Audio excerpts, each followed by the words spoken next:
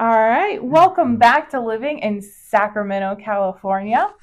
We are here today to talk about renting versus buying. So, we talked a little bit, we did a little bit of research. We found out that rent in California as a whole, I guess, is on average about 1800, but that we know that's not how much is in Northern California, specifically for our Sacramento region. Right. We think it's probably around 3,000, Yeah, and that's what we're gonna go with right now. Yeah, absolutely. Yeah, we're gonna go with about. I think that's a nice middle number. Yeah, so I think average. Okay. Yeah. So, as you know, it's a big decision to buy a home. Yeah. And it's most of the time when you go to buy a home, it's a lot of upfront costs. However, how much it costs. In order to make money, you got to spend money. Right. Okay. Absolutely. So sacrificing a little bit now to gain a lot later, which we will dive in and show you, is so worth it. So do you rent or do you buy? That's the question. All right.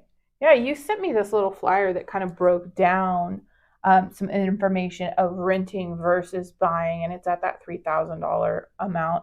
And we did a little more research. I mean, most people live in their homes for 5 to 7 years, whether they, rent or own their home. Mm-hmm. But let's just stick with the 5-year plan. Mm-hmm. And that's the information you sent me on this flyer. Yes. I got totally lost from looking at it because there's so much information. I'm like, Alana, what am I looking at? So explain it to me. Explain it to them the way you explain it to me, so we can all get on the same page. Sure. Yeah, absolutely. And I have a phone call right in the middle of that. That's great. Okay. So basically, like I was saying, it costs money to buy a home, but that little amount of money that you need to buy a home, let me show you why it's worth it versus renting. Okay. So we're going to dive in and we're going to break this down by 3 sections. So let's start with our first section. The home price is $750,000. That's what we're going to take, the average $750,000 home price. And keep in mind, your appreciation for your home, you gain about 4% a year right now. Yeah. 3.5% or 4%. Rent, you got to remember, is going to appreciate as well. Right. And the difference between that is when you own, appreciation is in your favor because that money means your home is making you money. That's versus right. If you're renting and you hear appreciation, that's a negative thing because that means your rent is going up. Right. So when you're investing in your home and yourself, right. You're gaining instead of losing. So let's break it down and show you why. So according to this infographic that we're using today, it's a $750,000 home price. Right. You the 20% down, and the interest rate today 6.625. Okay, and then what happens with the payment? How that works is your mortgage payment, and this is with insurance, taxes, everything involved. Right. Rolled all into this payment comes out to be about approximately $4,841. And every month you pay your payment, there's an interest you pay on. That interest is a tax write-off.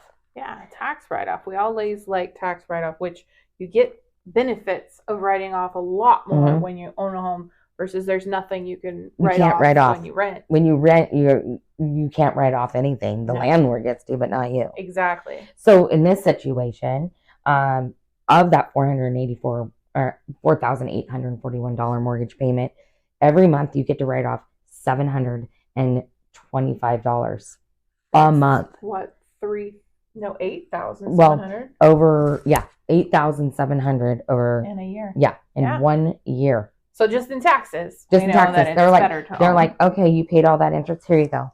Yeah. Here's $8,700 here. On top of whatever other benefits you have. Mm-hmm.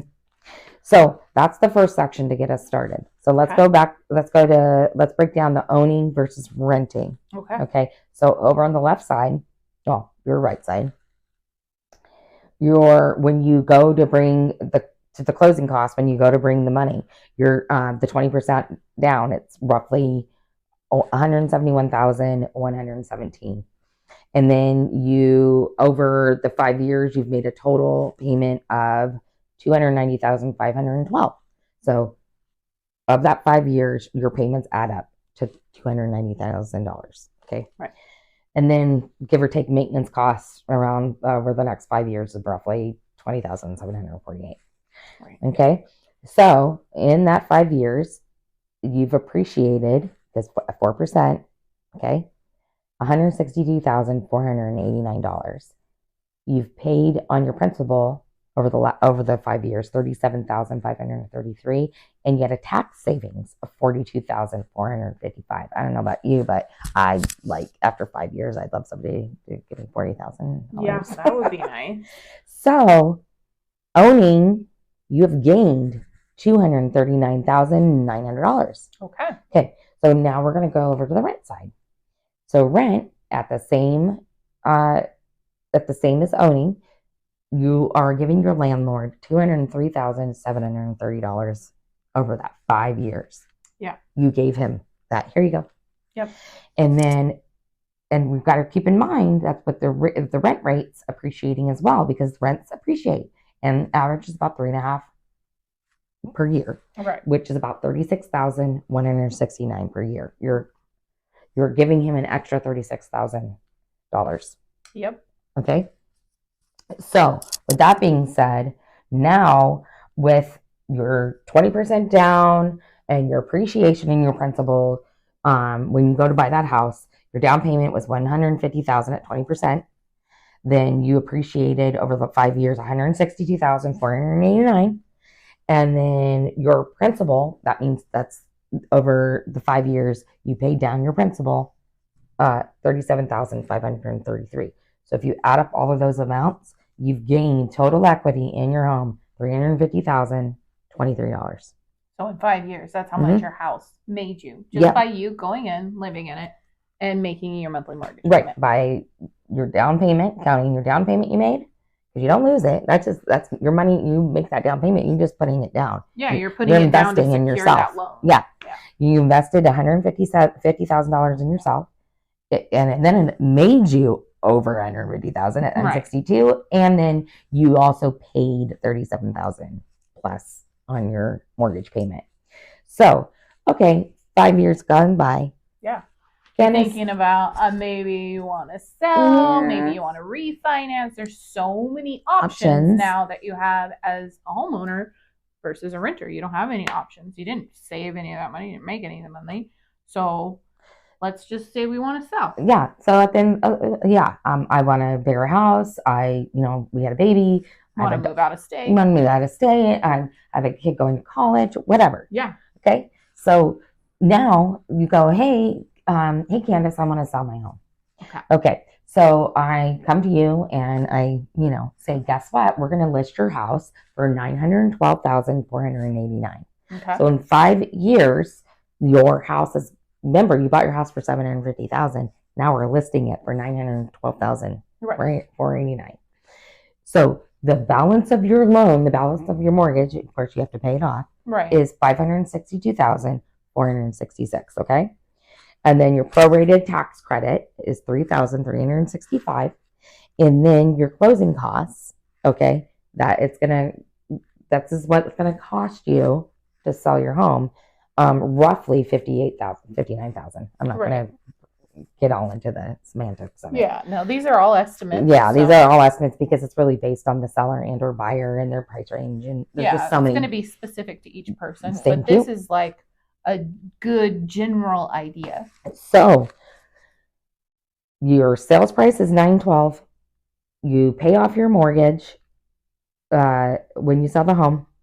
You have a prorated tax credit, and then you have your closing costs that costs you. So guess how much you're netting? You physically get this money. Yes. Okay. Yeah, it'll be paid to you at the close of escrow. Title's going to wire you this money. You have just gained $294,391 versus renting, where you would have spent the $203,730,000.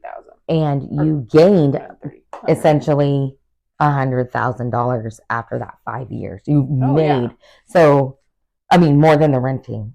That makes sense. Or Yeah. maybe that didn't make sense. But so basically the rent was $203,000 and you made $100,000 more than what the renter right had to pay. It's a lot more. So there's that question again. Should I rent? Continue renting? And don't get me wrong, there's all different reasons why you need to, rent and why it makes sense for renters. Yeah, maybe you're just starting out in life and you're getting on your feet, or maybe you just sold your home or are planning on selling your home and you need a temporary somewhere to live, and that may be why you rent. I mean, there's different reasons why. Credit but issues. If you're going to be there long term, 5 years, it definitely makes more sense to own a home. Makes more sense to own a home. And I don't know about you, but in 5 years, I would love $300,000 in my pocket. Yeah, I don't know anybody that would love money. Where else could you make that much money in 5 years? I don't think anywhere. Because it's on average, you're gaining 4%. You're guaranteed 4% on your money every year. Not even many stocks in the stock market that can make you do that. Nope. So with that being said, should you buy or rent? I don't know. That's a question for you. Woohoo! So with that being said, I hope that you had a great time here today, because I know I did. It was very knowledgeable.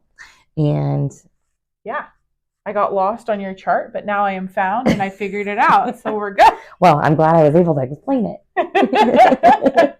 It doesn't, you can't always count on me for that, but it's good. I was good at that part. Anyway. Okay. Yep. Like, subscribe, and share our YouTube channel. And until next time, thanks for joining us on Living in Sacramento, California. Take care. Bye.